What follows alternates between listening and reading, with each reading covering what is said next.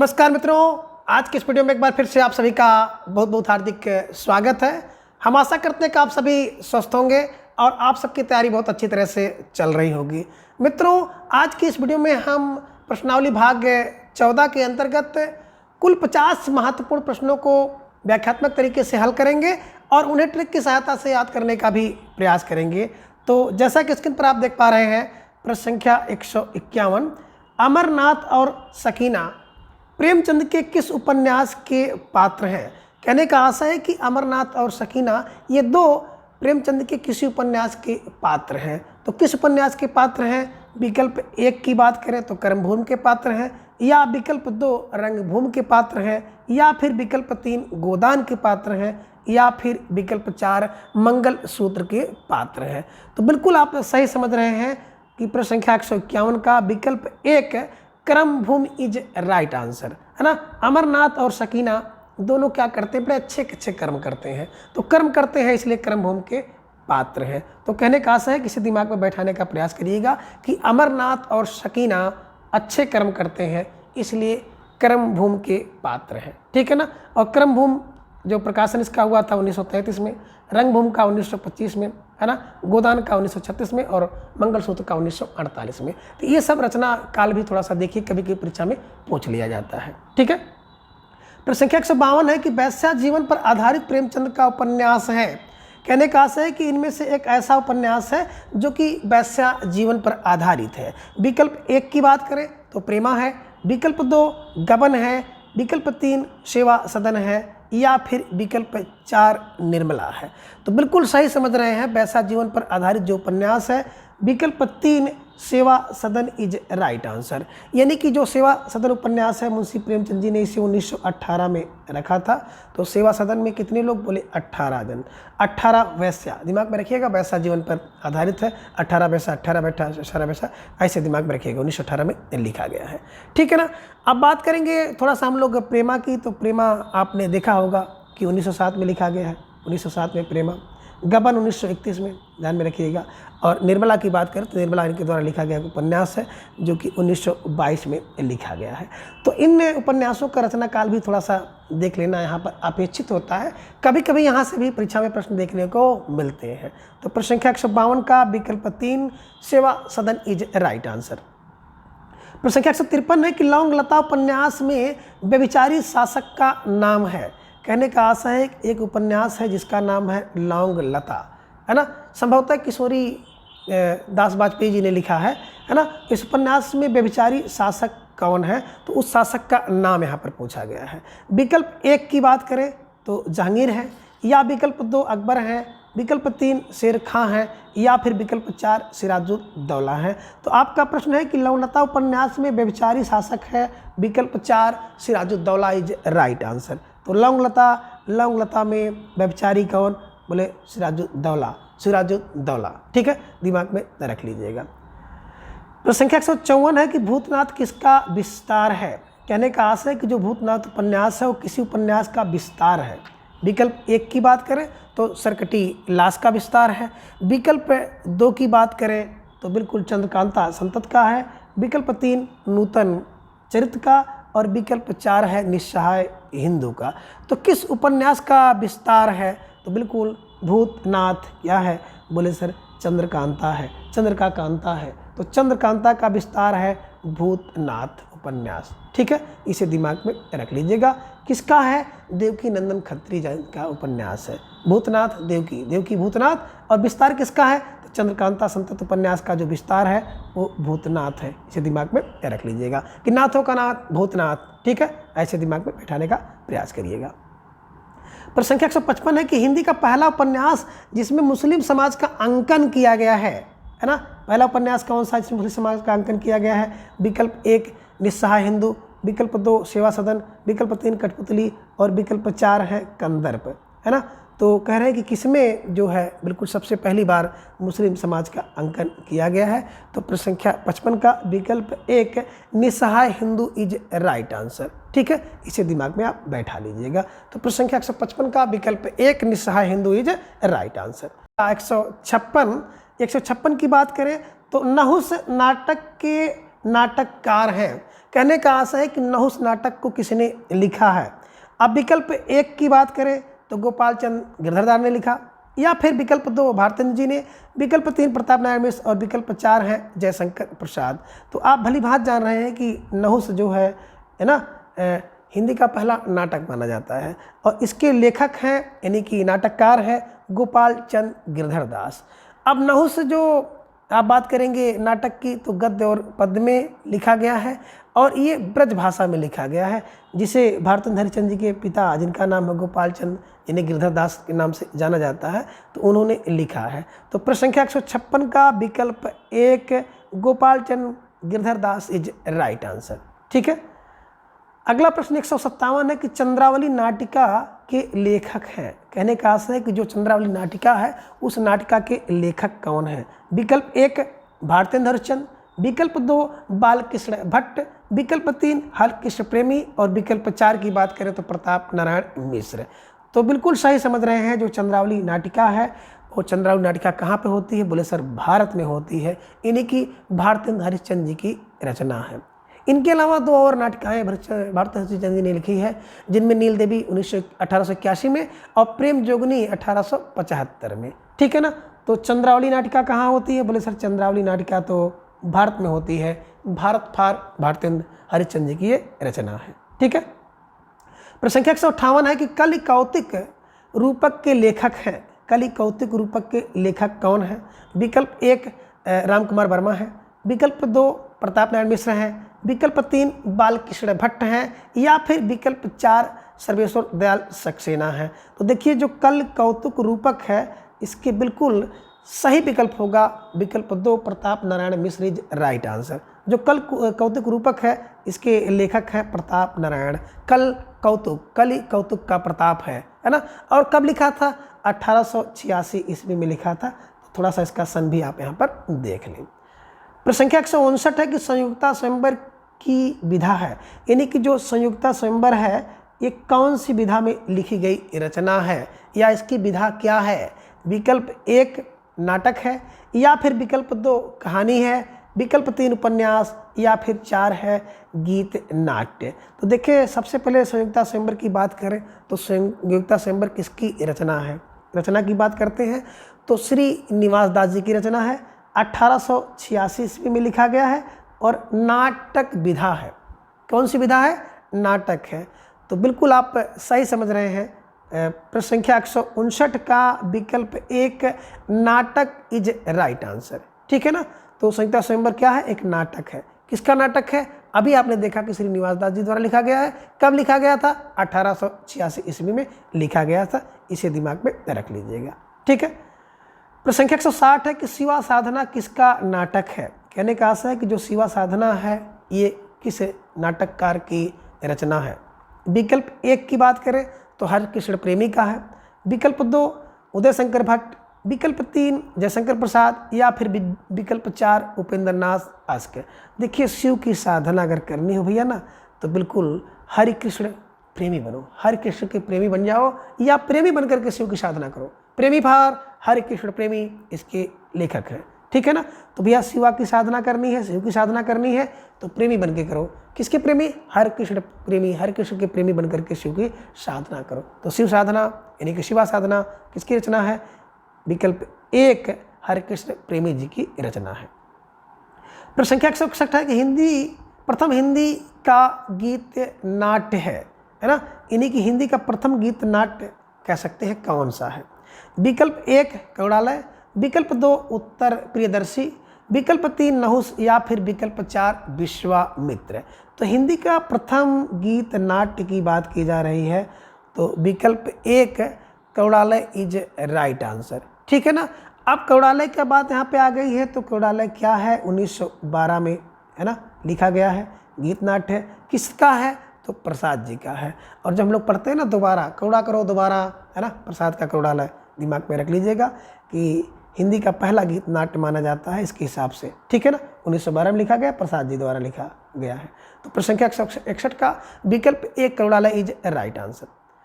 प्रश्न संख्या 162 है कि उत्तर प्रियदर्शी गीत नाट्य के लेखक हैं।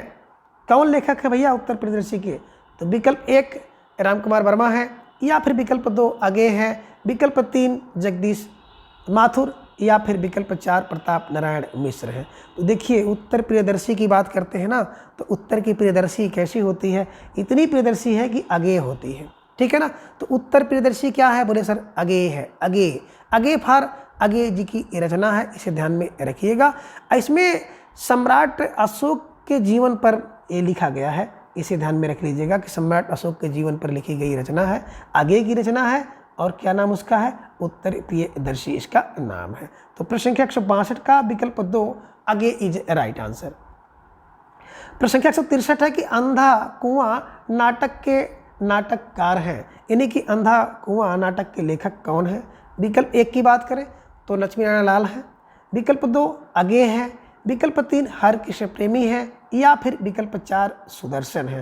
तो देखिए अंधा कुआं है ना, और जब अंधा कुआं हम लोग पढ़ रहे थे, यानी कि लक्ष्मी नारायण लाल जी के नाटक को हम लोग पढ़ रहे थे, हमने बहुत विधिवत आपसे बताया था कि अंधा कुआं होता लाल, मादा कैक्टस होती लाल, है ना, यक्ष का प्रश्न होता लाल, अब मन्नू दीवाना होता लाल।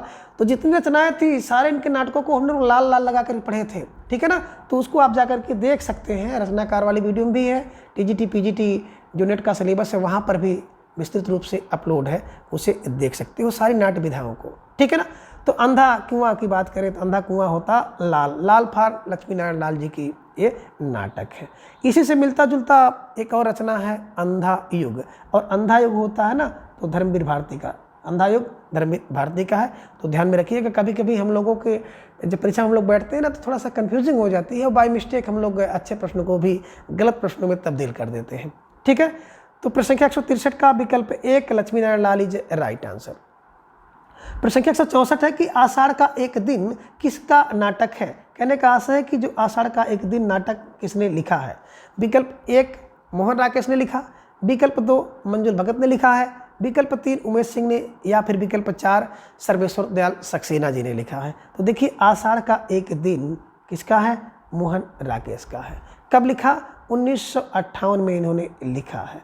तो आषाढ़ के एक दिन क्या करते हैं मोहन, 58 आषाढ़ में 58 दिन मोहन कहाँ रहे, कहीं रहते हैं, ऐसे दिमाग में रख लीजिए, या नाटक देखे थे, ठीक है ना, 58 में। इनके अलावा भी मोहन राकेश जी के कुछ प्रसिद्ध जो नाटक हैं उन्हें भी आप यहीं पर देख लीजिएगा। आल अधूरे हमने बताया था, आल अधूरे, ठीक है ना। अब आ फार आषाढ़ का एक दिन 1958 में आल अधूरे होते हैं, है ना। कह रहे मोहन के नाटक जो है आल अधूरे हैं, आल अधूरे हैं मोहन के नाटक। आल फार है ना, आ फार आषाढ़ का एक दिन 1958 में, ला फार लहरों के राजहंस, और लहर जब चलती है ना तो तिरछी तिरछी चलती है, 1963 में।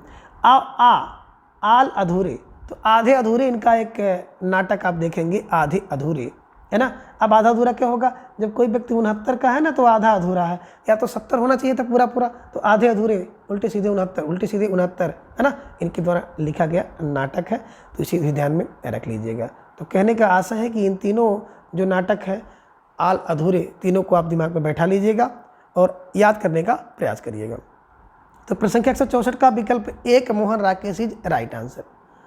प्रश्न संख्या 165 है कि कोणार्क शारदिया, यानी कि कोणार्क और शारदिया किस नाटककार के नाटक है। दोनों नाटक हैं, और किस नाटककार ने इसको लिखा है। विकल्प 1 मोहन राकेश ने लिखा है, या फिर विकल्प 2 उपेंद्रनाथ अस्क ने लिखा, या फिर विकल्प 3 की बात करें तो मृदुला गर्ग ने, या फिर जगदीश चंद माथुर ने लिखा है।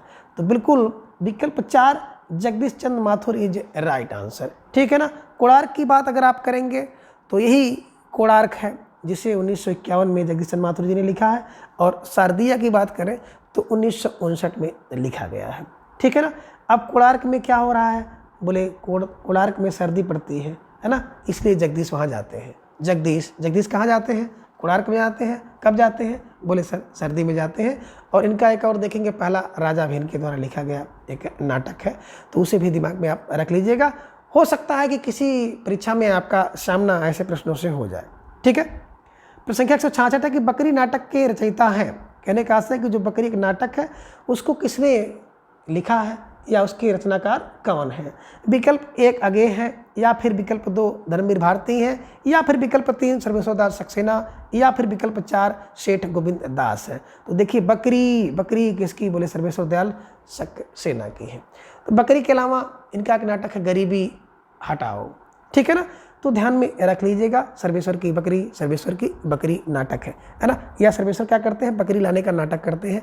इस तरह से कोई क्लू बना लीजिएगा। बकरी लाने का नाटक कौन, बोले सर सर्वेश्वर क्या करते हैं, बकरी लाने का नाटक करते हैं। तो बकरी फार बकरी इनका नाटक है और सर्वेश्वर दयाल सक्सेना इसके लेखक है। तो प्रश्न संख्या 166 का विकल्प 3 Sarveshwar Dayal Saxena is right answer, ठीक है। चलिए प्रश्न संख्या 167 है कि डॉक्टर नामक कृति की विधा है, यानी कि जो डॉक्टर कृति है इसकी विधा कौन सी है या किस विधा में लिखी गई है। विकल्प 1 उपन्यास है, विकल्प 2 नाटक, विकल्प 3 कहानी, या फिर विकल्प 4 की बात करें तो काव्य है। तो देखिए यहाँ पे जाहिर सी बात है कि नाटक की बात चल रही है तो डॉक्टर नाटक है। डॉक्टर युग युगे क्रांति है ना, ये सब जो है नाटक विधा के अंतर्गत आते हैं, ठीक है ना। तो प्रश्न संख्या 167 का विकल्प 2 नाटक इज राइट आंसर। प्रश्न संख्या 168 है हानुस नाटक के रचनाकार हैं। कहने का आशा है कि हानुस एक नाटक है और इस नाटक को किसने लिखा है या इसका रचना किसने की है। विकल्प 1 भीष्म साहनी ने किया, विकल्प 2 सर्वेश्वर दयाल सक्सेना ने किया है, या फिर विकल्प 3 उपेंद्र नाथ अश्क, या फिर विकल्प 4 सुदर्शन चोपड़ा ने किया है। तो देखिए हानुस की बात हम लोग करते हैं तो बिल्कुल आप सही समझ रहे हैं, भीष्म साहनी है ना। और इनके नाटकों को ट्रिक हम लोग इस तरह से पढ़े थे, हाँ कबीर माधवी को भी मुआवजा दे दो पूरा आलम चाहता है। हाँ की बात करते हैं तो हाँ से हो जाता था हानुस, कबीर से होगा कबीरा खड़ा बाजार में, माधवी इनका एक नाटक है, मुआवजा है दे, है ना, दे फार रंग दे बसंती चोला, मुआवजा पूरा आलम चाहता है, तो आलमगीर इनका एक लिखा गया नाटक है। तो इस प्रकार से इनके नाटकों को अगर आपको विस्तृत रूप से याद करना है, ट्रिक से याद करना है, तो जो नाटक विधा वाली प्लेलिस्ट है उसको जाकर आप देख सकते हैं, या टीजीटी पीजीटी हिंदी किसी भी प्लेलिस्ट को खोल करके आप संपूर्ण वीडियो को, ट्रिकी वीडियो को आप आसानी से देख सकते हैं, ठीक है। तो प्रश्न संख्या 168 का विकल्प 1 Bhishma Sahni is right answer. प्रश्न संख्या 169 है कि हिंदी में यथार्थवादी एवं एकांकी के जनक माने जाते हैं। कहने का आशा है कि हिंदी में किसने जो है यथार्थवादी एकांकी लिखा है या यथार्थवादी एकांकी का जन्म दिया है। विकल्प 1 रामकुमार वर्मा ने, या फिर विकल्प 2 उपेंद्र नाथ अश्क ने, या फिर विकल्प 3 जयशंकर प्रसाद, या फिर 4 सुदर्शन चोपड़ा।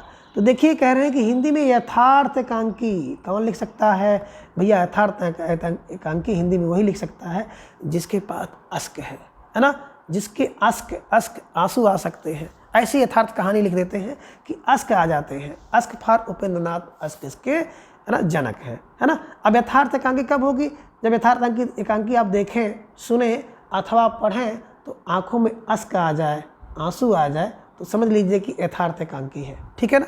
इस प्रकार से क्लू बनाइएगा और इसे याद करने का प्रयास करिएगा। प्रश्न संख्या 170 है कि महाभारत की कथा पर आधारित नाटक है।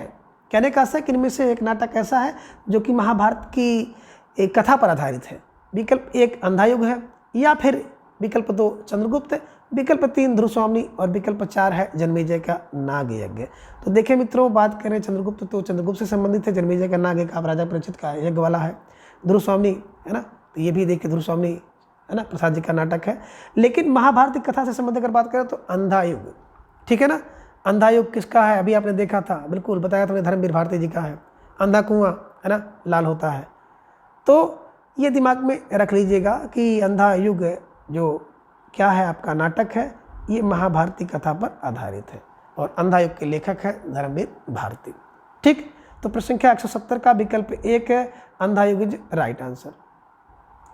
प्रश्न संख्या 171 है जो कि इसी प्रश्न से संबंधित है कि अंधा युग नाटक के लेखक कौन है, यानी कि नाटककार कौन है, रचयिता कौन है ना, इसके लेखक कौन है। तो विकल्प 1 मुद्रा रासस है, विकल्प 2 धर्मवीर भारती है, विकल्प 3 अगे है, या फिर विकल्प 4 जयशंकर प्रसाद है। तो अंधा युग किसका है, बोले सर धर्मवीर भारती का है। तो धर्मवीर भारती का क्या है, अंधा युग धर्मवीर भारती का है, ठीक है। प्रश्न संख्या 172 है कि आनंद रघुनंदन नाटक के रचयिता हैं, यानी कि आनंद रघुनंदन नाटक किसका है। विकल्प 1 लच्छीराम का है, या फिर विकल्प 2 प्राणचंद चौहान का है, या फिर विकल्प 3 विश्वनाथ सिंह का है, या फिर विकल्प 4 भारतेंदु जी का है। तो देखिए आनंद रघुनंदन की बात करें तो बिल्कुल आनंद कौन चाहता है? बोले सर पूरा विश्व चाहता है। तो विश्व फॉर विश्वनाथ सिंह का जो नाटक है वो आनंद रघुनंदन है। ठीक है, इसे ध्यान में रख लीजिएगा।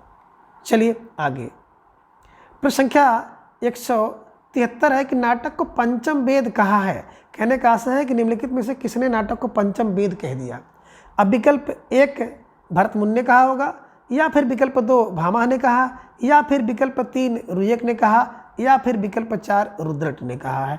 तो देखिए नाटक को पंचम वेद वही कर सकता है जो भारत का मुनि होगा। तो भरत मुनि वेद पढ़ता है ना, तो जो वेद पढ़ेगा वो मुनि होगा, और मुनि ही पंचम वेद कहते हैं नाटक को। बस दिमाग में रख लीजिएगा कि प्रश्न संख्या 173 का नाटक को पंचम वेद किसने कहा है? तो विकल्प 1 भरत मुनि इज राइट आंसर। ठीक है, प्रश्न संख्या 174 है कि भारतेंदु का प्रथम नाटक है ना, इनमें से भारतेंदु का प्रथम नाटक कौन है? विकल्प 1 भारत जननी, विकल्प 2 भारत दुर्दशा, विकल्प 3 विद्या सुंदर, या फिर विकल्प 4 जो है चंद्रावली। तो बिल्कुल सही समझ रहे हैं कि अगर बात करें भारतेंदु हरिश्चंद्र जी का जो पहला नाटक है वो है विद्या सुंदर। कब लिखा? 1868 में इन्होंने लिखा है, 1868 में। तो ध्यान में इसे रख लीजिएगा। ठीक है ना, विद्या सुंदर होती है कहाँ? बोले सर भारत में, है ना। पहली बात क्या है कि विद्या सुंदर होती है भारत में। पहली बात माने पहला नाटक क्या है कि भारत में विद्या जो होती है वो सुंदर होती है, इसे दिमाग में रख लीजिएगा। ठीक है, चलिए प्रश्न संख्या 175 है कि बालकृष्ण भट्ट द्वारा लिखित प्रहसन माने हास्य नाटक कौन सा है? विकल्प 1 अंधेर नगरी, तो अंधेर नगरी तो भारतेंदु हरिश्चंद्र जी का है। विकल्प 2 जैसा काम वैसा परिणाम, बिल्कुल बालकृष्ण भट्ट जी का है। विकल्प 3 सती प्रताप, तो ये भी बिल्कुल है ना। और विकल्प 4 है सन्यासी।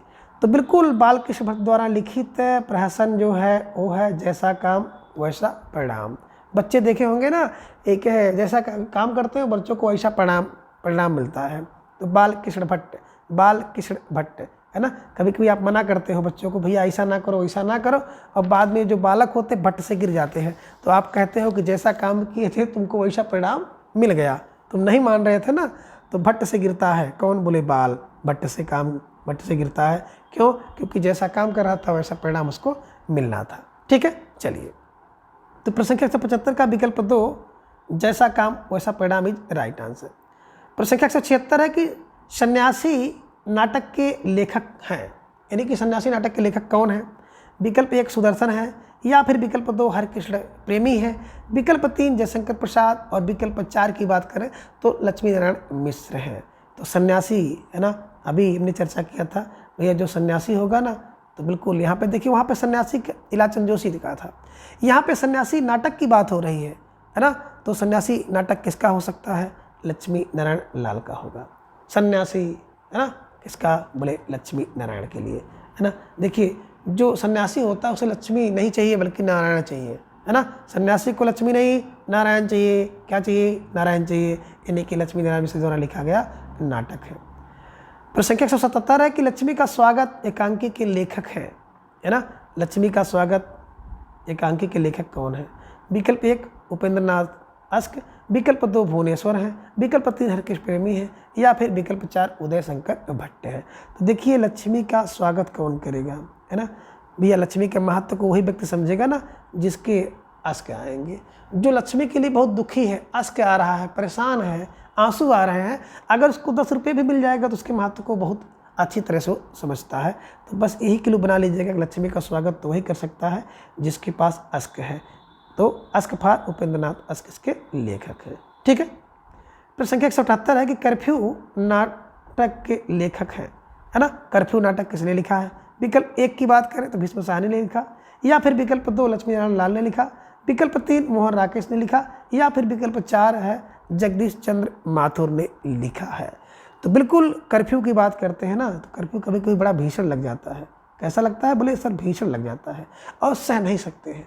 तो कभी कभी बड़े बड़े शहरों में देखते होंगे बहुत बड़ा बड़ा कर्फ्यू लग जाता है ना। कोई घटना परिघटना हो जाती है तो कई लंबे दिनों का कर्फ्यू लग जाता है, तो उस कर्फ्यू को सह नहीं सकते हैं।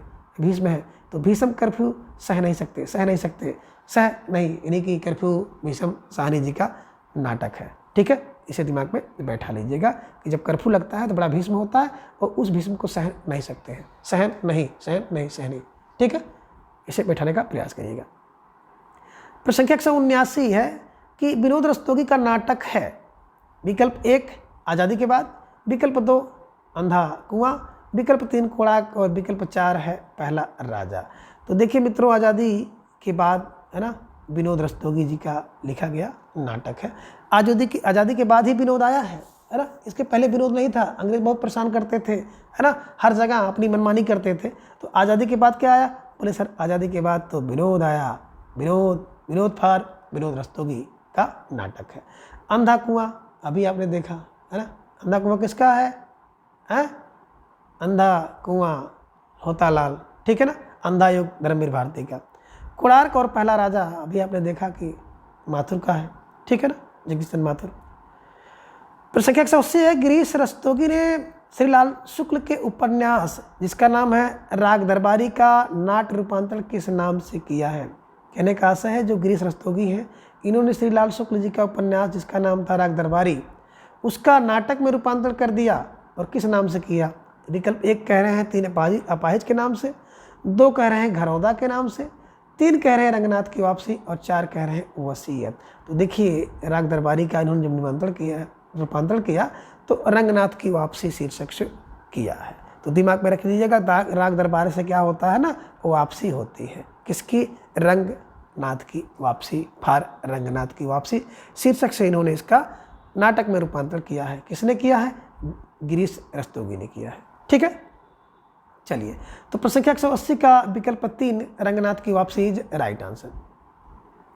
प्रश्न संख्या 181 है, कालिदास के जीवन को आधार बनाकर मोहन राकेश ने कौन सा नाटक लिखा है? कहने का आशय है कि मोहन राकेश ने एक नाटक लिखा है, किसको? कालिदास के जीवन को आधार बना करके। उस नाटक का नाम है विकल्प 1 आषाढ़ का एक दिन, विकल्प 2 आधे अधूरे, विकल्प 3 कारवा और विकल्प 4 है पहला राजा। तो देखिए मोहन राकेश ने कालिदास के जीवन को आधार बनाकर लिखा था, तो वो नाटक लिखा था आषाढ़ का एक दिन। 1958 में मोहन राकेश द्वारा लिखा गया नाटक है। आधे अधूरे स्त्री पुरुष के बेमेल जोड़े के ऊपर लिखा गया है ना। सावित्री महेंद्र सिंघानिया इसके प्रमुख पात्र हैं। कारवां भुवनेश्वर का है और पहला राजा शारदिया, ये सब अभी आप देखेंगे तो माथुर जी की रचनाएं हैं। ठीक है, प्रश्न संख्या 182 है कि कारवां किसका एकांकी संग्रह है? देखिए प्रश्न आ भी गया है ना। तो कारवां किसका? विकल्प 1 मृदुल गर्ग का, विकल्प 2 लक्ष्मीकांत वर्मा का, विकल्प 3 रामकुमार वर्मा या फिर विकल्प 4 भुवनेश्वर का। तो देखिए जो कारवां चलता है ना, वो कारवां किसके लिए चलता है? बोले सर भुवन के ईश्वर के लिए। भुवन के ईश्वर यानी कि भुवनेश्वर के लिए क्या करता है? कारवां चलता है ना। लंबे लंबे कारवे चलते हैं, किसके लिए? भुवन के ईश्वर, संसार के ईश्वर के लिए, यानी कि भुवनेश्वर इसके क्या है? एकांकी के रचनाकार हैं। तो प्रश्न संख्या 182 का विकल्प 4 भुवनेश्वर इज राइट आंसर। प्रश्न संख्या 183 है कि एक कंठ बिस्पाई गीत नाट्य किसने लिखा है ना। एक रचना है एक कंठ बिस्पाई जो कि गीत नाट्य है, किसने लिखा है? विकल्प 1 दुष्यंत कुमार ने, विकल्प 2 सेठ गोविंद दास ने, विकल्प 3 उदय शंकर भट्ट या फिर विकल्प 4 विनोद रस्तोगी ने लिखा है। तो देखिए एक कंठ बिस्पाई है ना, तो बिल्कुल दुष्यंत कुमार। दुष्ट व्यक्ति जो होता है ना, उसको एक कंठ बिस मिलना चाहिए। दुष्फार दुष्यंत, दुष्ट व्यक्ति को क्या कीजिए? एक कंठ बिस्पाई दीजिए। दुष्फार दुष्यंत कुमार, बिस्फार एक कंठ बिस्पाई, इनके द्वारा लिखा गया गीत नाट्य है। तो प्रश्न संख्या 183 का विकल्प 1 Dushyant Kumar is right answer. ठीक है, प्रश्न संख्या 184 काला पहाड़ नाटक के नाटककार हैं, यानी काला पहाड़ नाटक को किसने लिखा है? विकल्प 1 कुंथा जैन ने, विकल्प 2 भीष्म साहनी ने, विकल्प 3 लक्ष्मी नारायण मिश्र ने या फिर विकल्प 4 सुदर्शन चोपड़ा ने। तो देखिए मित्रों, काला पहाड़ पे कौन चढ़ जाता है? पिक्चर वगैरह देखते होंगे, मूवी में ना, तो काला जो पहाड़ होता है उस पर जाके प्रेम चोपड़ा चढ़ जाता है। बस दिमाग में रखिएगा काले पहाड़ पे कौन चढ़ा? बोले सर प्रेम चोपड़ा। प्रेम चोपड़ा की बात यहाँ पे जोड़ दीजिएगा, तो प्रेम चोपड़ा है ना, यानी कि सुदर्शन चोपड़ा। काला पहाड़ प्रेम चोपड़ा से जोड़ करके सुदर्शन चोपड़ा आप दिमाग पे लगा लीजिएगा।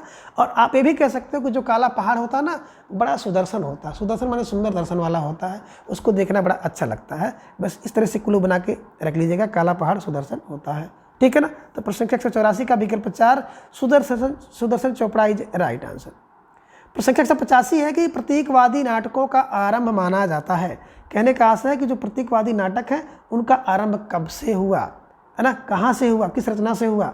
विकल्प 1 ज्योत्सना से हुआ, या फिर विकल्प 2 कामना से हुआ होगा, या फिर 3 विश्वामित्र, या फिर विकल्प 4 सूत्रपुत्र से हुआ होगा। तो कह रहे हैं कि बिल्कुल कहाँ से हुआ होगा, तो बिल्कुल सही है कि कामना से हुआ। प्रतीकवादी नाटकों का जो आरंभ होता है वो कामना से होता है। अगर हम किसी की कामना करते हैं तो एक प्रतीक बना के चलते हैं, है ना। तो प्रतीक प्रतीक प्रतीक, कामना है प्रतीक, प्रतीक बनाना पड़ेगा, कामना के लिए प्रतीक, प्रतीक के लिए कामना बनाना पड़ेगा, ठीक है। प्रश्न संख्या 186 है कि सूत्रपुत्र नाटक लिखा है, किसने लिखा सूत्रपुत्र नाटक, किसका है। विकल्प 1 विनोद रस्तोगी का है सॉरी, या फिर विकल्प 2 सुमित्रानंदन पंत का, विकल्प 3 उदय शंकर भट्ट का, या फिर विकल्प 4 उपेंद्र नाथ अस्क का। तो देखिए सूत्रपत्र किसका है, बोले विनोद रस्तोगी का। सूत्रपुत्र नाटक किसका है, विनोद रस्तोगी का। अब विनोद रस्तोगी का पुत्र क्या करता है, बहुत सूतता है, इसी दिमाग में बैठा लीजिएगा। किसका पुत्र खूब सोता है, बोले सर विनोद का, है ना। आज़ादी के बाद विनोद आया और विनोद का पुत्र क्या है, खूब सोता है, बस दिमाग में रख लीजिएगा और इसे याद करने का प्रयास करिएगा। तो प्रश्न संख्या 186 का विकल्प 1 Vinod Rastogi is right answer. प्रश्न संख्या 187 है कि अंजू दीदी नाटक के लेखक हैं, यानी कि अंजू दीदी नाटक किसने लिखा है। विकल्प 1 भुवनेश्वर, विकल्प 2 उपेंद्रनाथ अस्क, विकल्प 3 यशपाल और विकल्प 4 है जयशंकर प्रसाद। तो अंजू दीदी, अलग अलग रास्ते, भंवर लौटता हुआ दिन, ये सब अगर उपन्यास की बात करेंगे तो बिल्कुल किसने लिखा है, Upendranath ask is right answer, ठीक है ना। अब अंजू दीदी को देख करके क्या होता है, अस्क आने लगते हैं, ask for Upendranath ask. Anju दीदी बड़ी दीदी है ना, बड़े संघर्ष से, है ना, क्या करती हैं, परिवार को संभाली हुई हैं, और जब वो कभी मिलती हैं तो उनको देखकर अस्क आता है। अस्क फॉर उपेंद्रनाथ अस्क इसके लेखक हैं। तो प्रश्न संख्या 187 का विकल्प 2 Upendranath ask is right answer. प्रश्न संख्या 188 है कि लौह देवता नाटक की रचना की है, यानी कि लौह देवता नाटक की रचना किसने की है। विकल्प 1 आगे ने किया है, या फिर विकल्प 2 प्रसाद जी ने किया, विकल्प 3 सिद्धनाथ कुमार, या फिर विकल्प 4 है वीरेंद्र नारायण ने किया है। तो देखिए जो लौह जैसा देवता होगा ना, तो लौह जैसे देवता के लिए बिल्कुल सिद्ध होना पड़ेगा।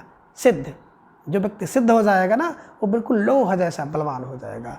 तो लौह देवता सिद्धनाथ कुमार ने लिखा है ना। अगर अपने नॉलेज को भी आप लोहा बनाना चाहते हैं तो सबसे पहले आपको सिद्ध होना पड़ेगा, खूब पढ़ लिख करके अपने आप को सिद्ध करना होगा। तो लौह देवता सिद्धनाथ कुमार द्वारा लिखा गया नाटक है। प्रश्न संख्या 188 का विकल्प 3 Siddhnath Kumar is right answer. प्रश्न संख्या 189 है कि शंबुक की हत्या नाटक किसका है ना, यानी कि शंबुक की हत्या किसका नाटक है। विकल्प 1 रमेश मेहता का है, विकल्प 2 नरेंद्र कोहली का है, विकल्प 3 प्रसाद, या फिर विकल्प 4 अगे का है। तो देखिए जो शंबुक की हत्या है बिल्कुल आप सही समझ रहे हैं, नरेंद्र कोहली, है ना। लाठी भारा नहीं, हत्या गोली से होती है, गोली से गोली कोहली, गोली कोहली, कौन कोहली, बोले नरेंद्र कोहली। शंबुक की हत्या हुई सर गोली से, गोली माने कोहली, कौन कोहली, नरेंद्र कोहली, ठीक है, दिमाग में रख लीजिएगा। शंबुक की हत्या कौन करते हैं, बोले सर शंबुक की हत्या नरेंद्र कोहली का नाटक है, ठीक है, ऐसे बिठाने का प्रयास करिएगा। प्रश्न संख्या 190 है कि काला मुंह किसका नाटक है। काला मुंह किसका नाटक है। अब विकल्प 1 गोविंद मिश्र का, विकल्प 2 गोविंद चातक का, विकल्प 3 चंद्रशेखर का, और विकल्प 4 है डॉक्टर विनय का है। तो चूंकि यहाँ पे कह रहे हैं काला मुंह किसका है, तो देखिए काला मुंह किसका है, बोले गोविंद चातक का है। गोविंद चातक, चातक यानी कि घातक, जो व्यक्ति घातक होगा ना उसी का मुंह तो काला होगा, है ना। तो घातक चातक, घातक चातक, घातक दिमाग में रख लीजिएगा। काला मुंह गोविंद चातक का, जो घातक होता है वही काला मुंह वाला होता है। तो काला मुंह किसका है, बोले सर गोविंद चातक का है, यानी कि गोविंद चातक इसके लेखक हैं। तो प्रश्न संख्या 190 का विकल्प 2 गोविंद चातक इज राइट आंसर। प्रश्न संख्या 91 है कि चरणदास चोर किसकी नाट्य कृति है। चरणदास चोर क्या है, नाट्य है, किसकी है। विकल्प 1 मुद्रादास, विकल्प 2 बलराज पंडित का, विकल्प 3 हबीब तनवीर का और या फिर विकल्प 4 नागदेव का है। तो देखिए जो चरणदास चोर होता है ना, वो चरणदास चोर बड़ा अजीब होता है। अजीब यानी कि हबीब है ना, तो चरणदास चोर क्या है? हबीब है, अजीब है, अजीब है, अजीब फार हबीब, ठीक है ना। तो चरणदास चोर किसकी रचना है? हबीब तनवीर की है। और चरणदास चोर को आप जानते हैं बड़ा अजीब होता है ना। इस प्रश्न को आई थिंक दूसरी या तीसरी बार हम लोग चर्चा कर रहे हैं, तो इसको देखते हुए आप इसके महत्व को समझ सकते हैं कि बड़ा महत्वपूर्ण प्रश्न है, ठीक है ना। तो 151 का विकल्प 3 Habib Tanvir is right answer. प्रश्न संख्या 192 है कि आधुनिक हिंदी कहानी का आरंभ सरस्वती पत्रिका में सन 1900 ईस्वी में प्रकाशित किस कहानी से माना जाता है? यानी कि आधुनिक हिंदी कहानी का जो प्रारंभ हुआ वो सरस्वती पत्रिका में हुआ, 1900 में हुआ। तो पहली कहानी उसमें कौन से प्रकाशित हुई थी 1900 में? ठीक है ना। विकल्प 1 दुलाई बाई थी, या फिर विकल्प 2 गुलबहार था, या फिर विकल्प 3 इंदुमती था, या फिर 4 प्लेग की चुड़ैल। ये देखिए मित्रों, 4 की चारों रचनाएं बड़ी महत्वपूर्ण हैं और किसी भी एंगल से परीक्षा में पूछी जा सकती हैं, ठीक है ना। बात करें इस प्रश्न का उत्तर तो है ना, सबसे पहले प्रकाशित हुई थी इंदुमती, ठीक है ना। तो प्रश्न संख्या 192 का विकल्प 3 इंदुमती इज राइट आंसर। अब इंदुमती से प्रश्न बन सकता है किसकी रचना है? तो बिल्कुल सही है कि किशोरी है ना दास वाजपेयी की है, ध्यान में रखिएगा। कब लिखा गया? तो इसका दिमाग में रखिएगा 1900, पूरे 1900 में। और आचार्य रामचंद्र शुक्ल जी के अनुसार पहली कहानी कौन सी है? तो इंदुमती है, ये भी ध्यान में रखिएगा। किसकी है? किशोरीलाल गोस्वामी की है। तो ये ध्यान में रखने योग्य है। दूसरा है दुलाई बाई। तो दुलाई वाली किसकी रचना है? 1907 में लिखी गई है। किसने लिखा है? बंग महिला ने लिखा है। अब बंग महिला का नाम है राजेंद्र बाला घोष, ये भी ध्यान में आप रखिएगा। विकल्प 2 में आप देख रहे हैं गुलबहार। तो गुलबहार 1902 में लिखी गई है, ये भी किशोरी लाल गोस्वामी जी की रचना है, इसे भी ध्यान में रखिएगा। और विकल्प 4 जो कि प्लेग की चुड़ैल, इसकी बात अगर हम करें तो भगवान दास की रचना है, 1902 में लिखा गया है, ठीक है ना। तो इस प्रकार से चारों विकल्पों को थोड़ा सा आपको देखना होगा। हो सकता है किसी विकल्प से किसी प्रकार से कोई प्रश्न घुमा फिरा करके परीक्षा में देखने को मिल जाए, ठीक है। प्रश्न संख्या 193 है कि प्रेरणा कहानी किसने लिखी है? यानी कि प्रेरणा कहानी किसकी है? विकल्प 1 प्रसाद की है, या फिर विकल्प 2 प्रेमचंद जी की है, या फिर जैनन जी की, या फिर विकल्प 4 उपेंद्र नाथ अस्क जी की है। तो देखिए प्रेरणा कैसे मिलती है? बोले प्रेम से मिलती है। तो प्रेरणा फार प्रेरणा और प्रेम फार प्रेमचंद जी की कहानी है, इसे दिमाग में आप रख लीजिएगा।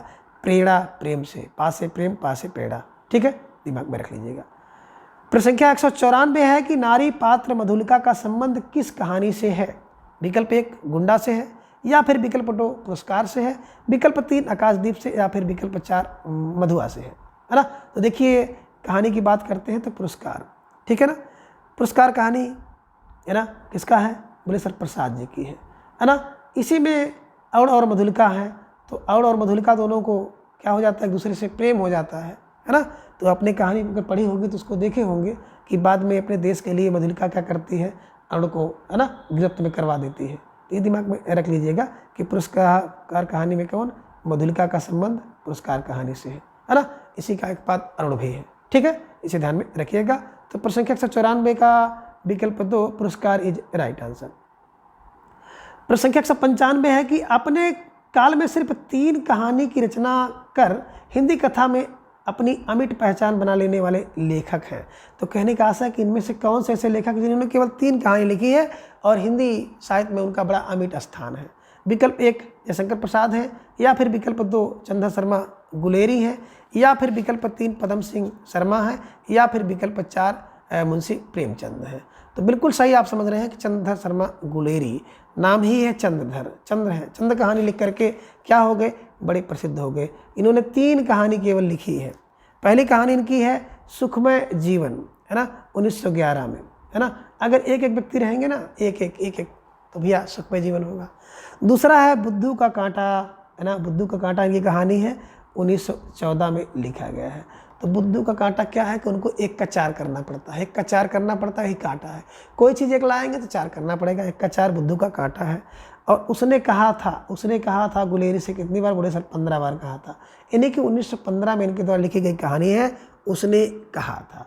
तो कहने का आशा है ये 3 कहानियाँ लिख करके जो हिंदी साहित्य प्रसिद्ध हैं वो है चंदा शर्मा गुलेरी। सुखमय जीवन है ना, बुद्धू का कांटा और उसने कहा था।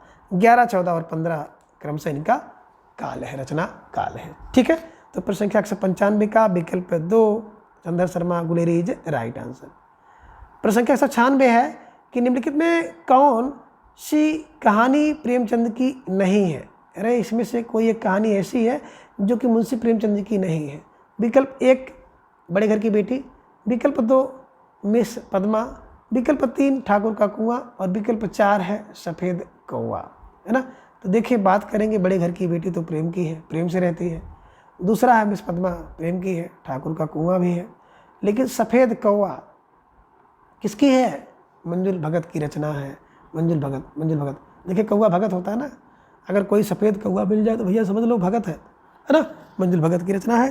तो प्रश्न संख्या 196 का विकल्प 3 सफ़ेद कौवा इज राइट आंसर। सफ़ेद कौवा इज राइट आंसर। प्रश्न संख्या 197 है कि सफ़ेद कौवा कहानी के लेखक कौन है। देखो, वही प्रश्न घुमा के आ गया है कि इसके लेखक कौन है।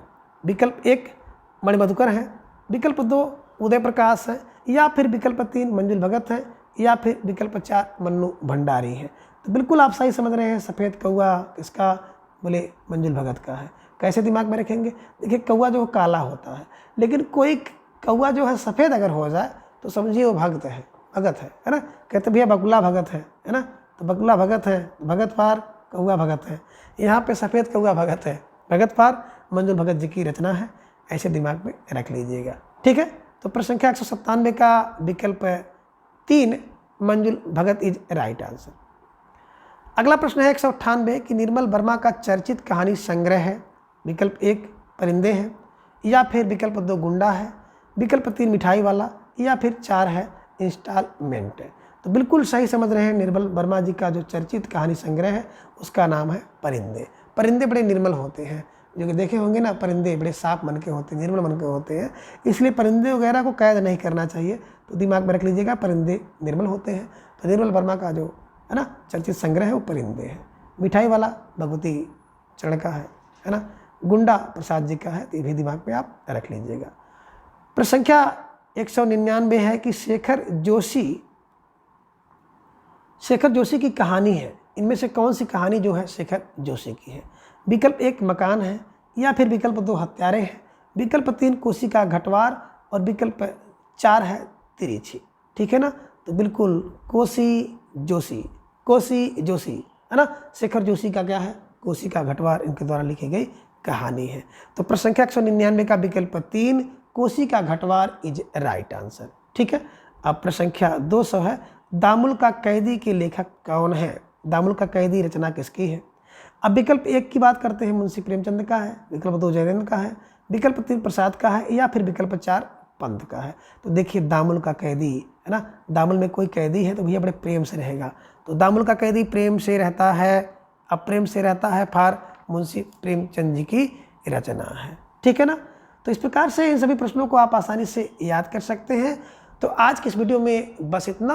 वीडियो देखने के बाद आपको थोड़ा सा भी लाभ पहुंचा हो तो चैनल को सब्सक्राइब करके आप हमारे साथ जुड़ जाएं और अपनी तैयारी को बूस्ट करें। धन्यवाद, नमस्कार, बाय।